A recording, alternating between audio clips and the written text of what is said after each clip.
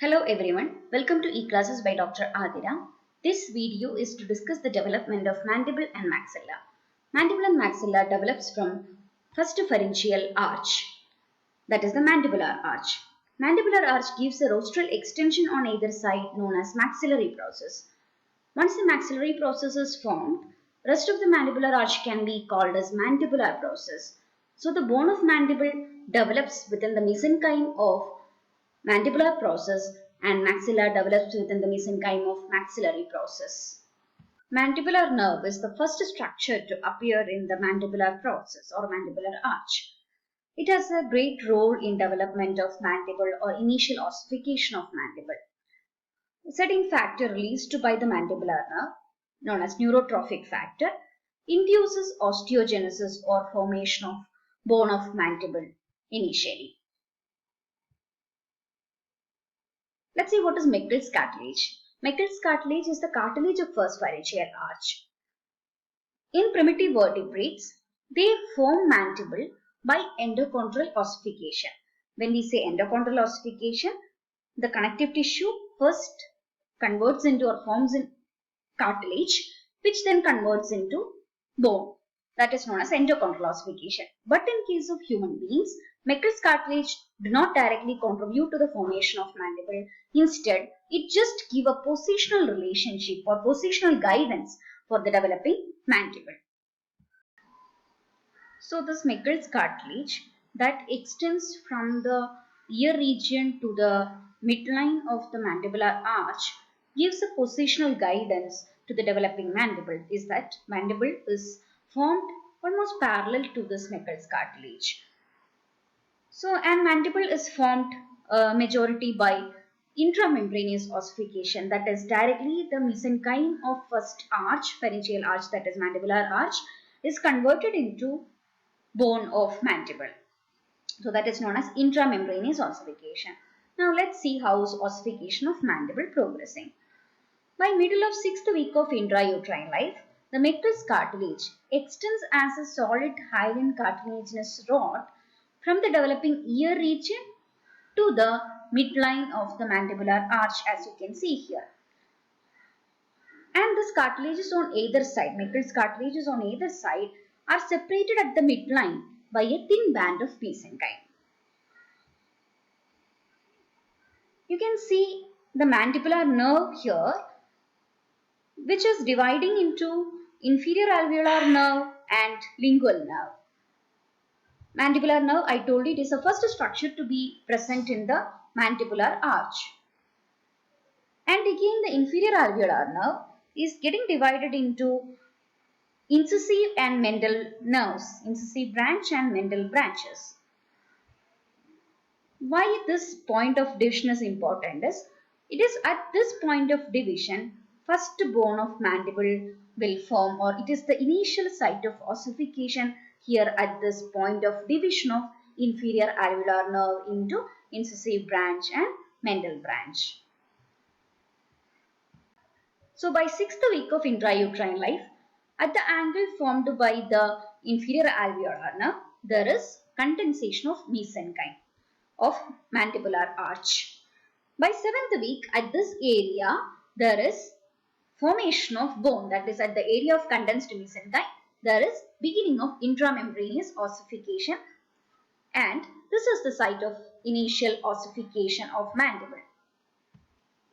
So from this point of ossification, initial ossification, mandible formation continues anteriorly up to the midline and posteriorly up to the point of lingula or up to the point of division of mandibular nerve into lingual and inferior alveolar nerve. Lingula is the point of entry of inferior alveolar nerve into mandibular canal. And from this point of lingula onwards, mandible formation is in an angle extending away from the Meckel's cartilage, as you can see in this image. Thus, by 10th week of intrauterine life, rudimentary mandible will be formed. Now let's see what happens to Meckel's cartilage after these many developmental events. The most posterior extremity of Meckel's cartilage forms the incus and malleus of middle ear, which are the two ear ossicles out of three. And from the region of spinospinoid to the point of lingula, the cartilage is completely degenerating or lost, but the perichondrium and fibrocellular capsule persist, forming this ligament known as spinomandibular ligament. From the point of lingula to the division of inferior alveolar nerve into mental branch and incisive branch, the cartilage will be completely lost in this particular region. And from the point of division of inferior alveolar nerve into mental and incisive branch, from this point till the midline in this small region, the Meckel's cartilage may give rise to or contribute to formation of mandible by endochondral ossification. Since the development of mandible is now almost complete into an extent of formation of rudimentary mandible, further growth of mandible occurs by assistance of three secondary cartilages like coronoid, symphyseal and condylar cartilage. So the condylar cartilage, by 12th week of intrauterine life, it forms beneath the fibrous articular layer of future condyle. Undergoes endochondral ossification, that is, the cartilage undergoes ossification to form bone by 20th week. There is only a thin cap of cartilage present at the condylar head, which is present until the second decade of life and act as a center of growth. As you can see in this region, it is seen at the future condyle region.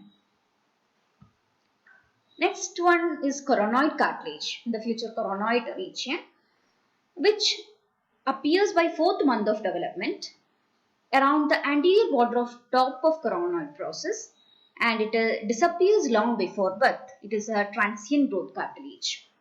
Symphyseal cartilage is in the midline of this forming mandible, that is in connective tissue between two ends of Meckel's cartilage. We have discussed already, Meckel's cartilage is separated at the midline by a thin band of mesenchyme. It is at this region symphyseal cartilage appears. They are two in number on either side and obliterates from both sides within 1 year of birth. This is how the mandible growth is completed by help of these three secondary cartilages. Now let's move on to development of maxilla.